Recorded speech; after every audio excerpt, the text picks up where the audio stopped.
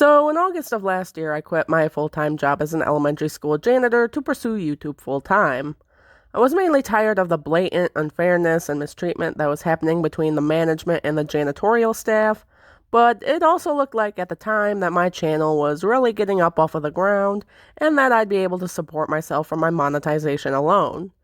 However, things have really started to slow down, and it's pretty much gotten to the point where YouTube is no longer a sustainable source of income for me.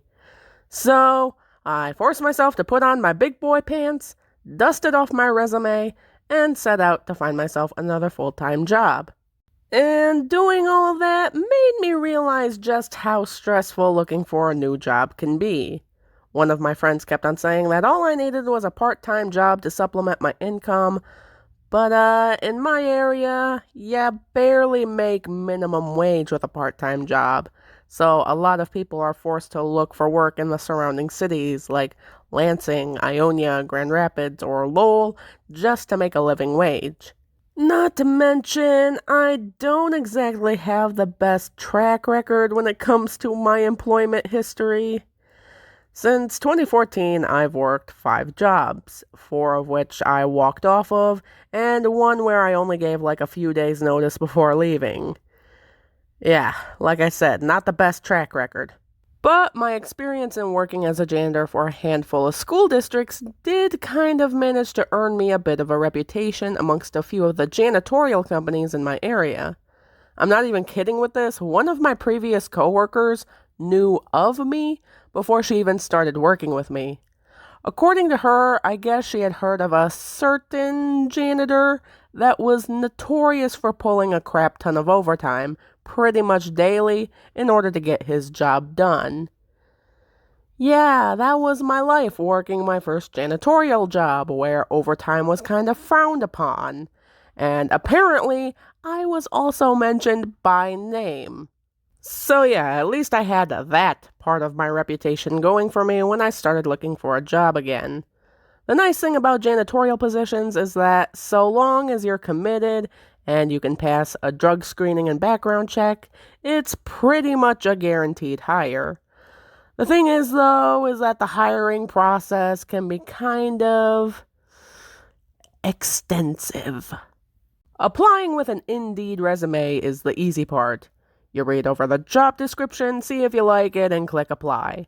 Maybe you have to answer a few short questions after the fact, but overall, Indeed tends to make simply applying for a job simple and straightforward. The thing is, though, is that it doesn't end there. I mean, sometimes it does. Sometimes they just look at your resume and go, no, but it doesn't end there. If you're lucky enough to pique the interest of an employer, you'll typically get a phone call or an email from them asking to set up a time for an interview. This is good.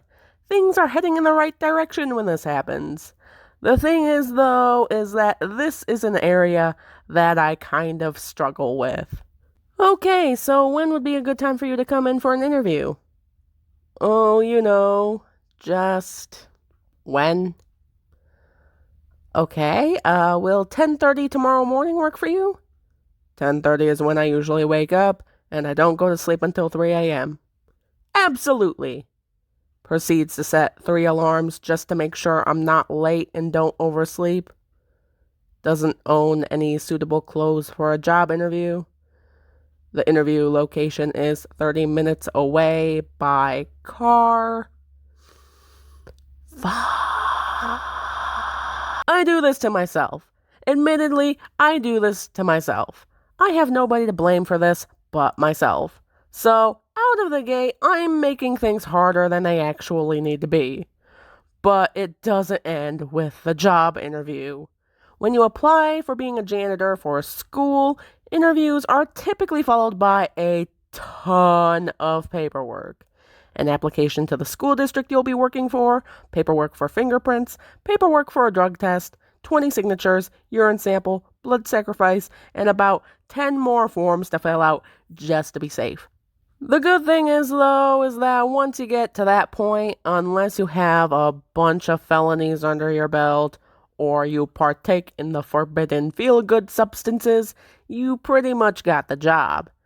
This experience, however, was kind of interesting. You see, there's a common denominator with the two janitorial companies I've worked for in the past. They both took over contracts from the same competitor, and it was kind of funny to see that as soon as I dusted off my Indeed resume, that same competitor started annihilating my inbox. I kid you not, I was probably getting like 3 offers from them per day, and at one point I had 2 different supervisors fighting to get me in for a job interview. I've never experienced that before, and it was kind of funny when I stopped to think about it. So, I decided to give them a chance. Honestly, I'm pretty excited to be getting back to work again. Not that I don't like doing YouTube and making videos for you all, but between the pandemic and quarantine and stuff not really being open that I can go out and do, plus with YouTube currently not generating enough income, I kind of need another full-time job to keep me busy.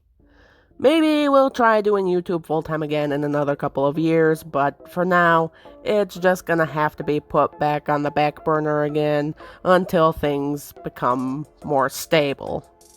Anyways, that'll be all for this video, you guys. Thank you for watching. I know this video was oddly specific when it comes to experiences with job hunting, but hopefully some of you could find something that you could relate to. Tell me about your own struggles with job hunting in the comment section below. For all of my viewers that are still in school, you'll get there one day, believe me on that. My name is Blue Raven 666, and I'll see you in the next video. Bye-bye!